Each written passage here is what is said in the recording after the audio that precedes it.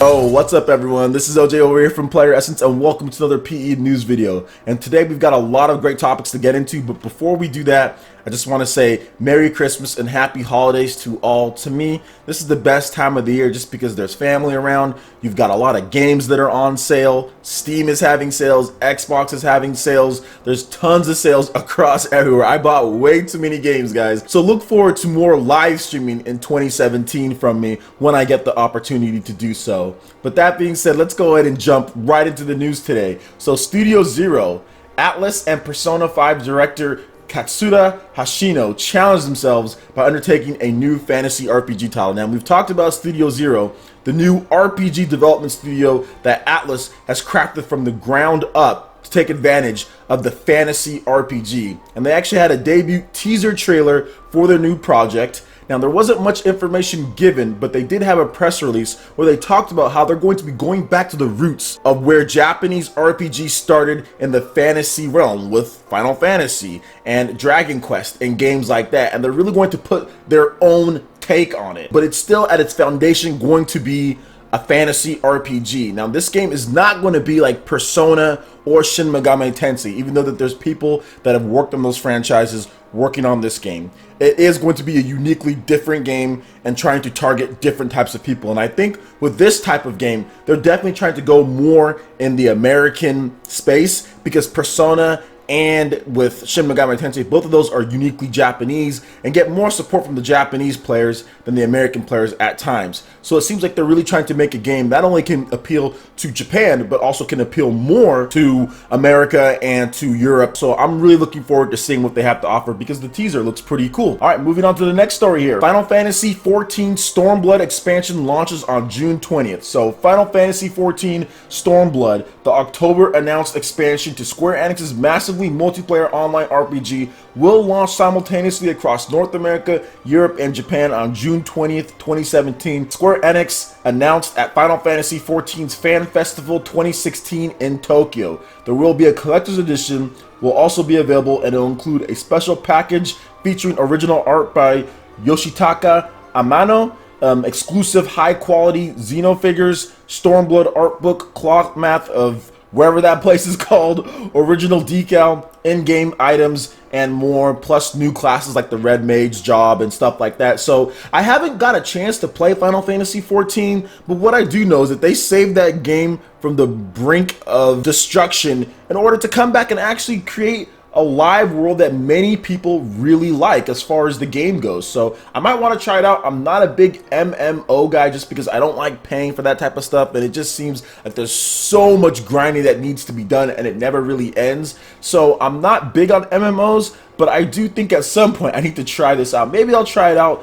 when Stormblood launches, and if some of the PE faithful out there, you guys can kind of get me up to snuff with these type of things. All right, and moving on here to some exciting news about Resident Evil 7 and how the game will run in 1080p and 60 frames per second on Xbox One and PS4. The producer also discusses PS4 Pro and Xbox Scorpio. So this is in an interview with Gaming Bolt. Kawada-san talked about many different things as far as the new consoles, but he did say that the PS4 Pro and Xbox One Scorpio need to see acceptance and enthusiasm from multiple bases if they're to be successful. And he also talked about the hardware as far as supporting HDR and all that good stuff. So he says, quotations, when it comes to new hardware, I think the biggest takeaway is just making sure that it's not just one party that is excited about this product. It really has to be a mutual interest on both the manufacturer side and publisher side and consumer side, and only when everyone is on board and everyone's excited for a product does it allow for the opportunity to expand the gaming industry and the user base, because otherwise it's just a lot of extra effort on our side. He also confirmed 1080p 60 frames per second on PS4 and Xbox One as well. So good stuff all around, and yeah, he's absolutely right. Obviously you need a great effort in order for there to be new hardware that people are excited about to where you can expand the user base. Gaming Bolt uses the Wii U and PS Vita as kind of some examples of that, how like Nintendo just didn't put enough into the Wii U as far as getting people excited and games, and actually put more into the 3DS than they did with the Wii U and the PS Vita, where Sony didn't put enough into the PS Vita and made some crucial mistakes with proprietary Oh man, those proprietary memory cards are way too expensive. I think Kawada-san is absolutely right. So going forward, especially with the PS4 Pro, Xbox Scorpio, and Nintendo Switch, all these publishers and developers need to do everything that they can to make sure that the devices that they bring out are successful. You can't cut corners, you can't skip things, you can't take the easy way out.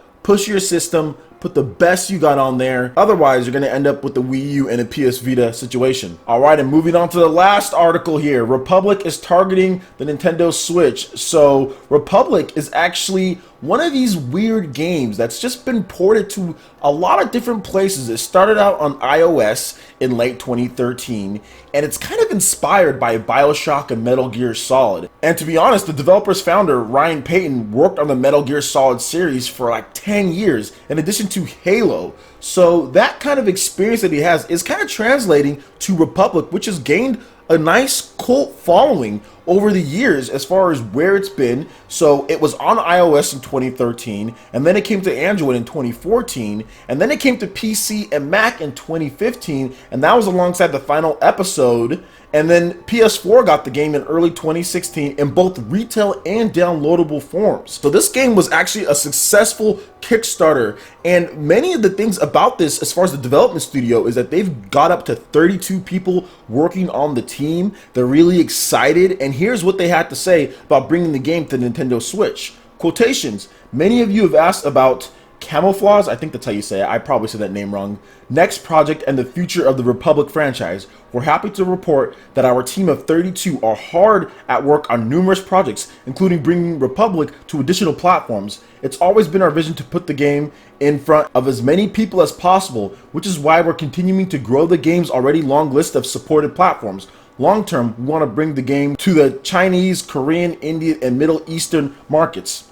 We would also like to expand Republic to new browser-based platforms, and if NOA, Nintendo of America, supports the idea, the upcoming Nintendo Switch.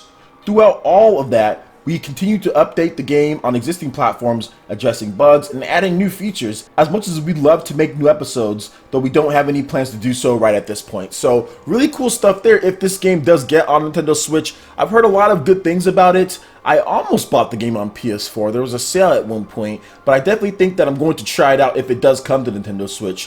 One of the big things that we have learned about the Nintendo Switch is that it is probably going to have a ton of indie support. So the more developers that jump on, the better for Nintendo, the better for the gaming industry, because that is another platform that your game can be sold on, which is good. So good stuff all around. Really excited to see if this game does end up making it on there, and I can't wait for Nintendo to have that event in January. It's coming up soon, guys. We're going to be past 2016 and into 2017, and before you know it, it's going to be here. So good stuff all around. All right, guys, that wraps it up for this video here. Go ahead and hit that like button if you did like it. Let you know you guys want more content like this going forward in the future, and subscribe to PlayerEssence for more news, reviews, trailers, tips, and tricks, and everything in gaming. Thank you so much for watching, and we'll see you guys for the next video. Peace.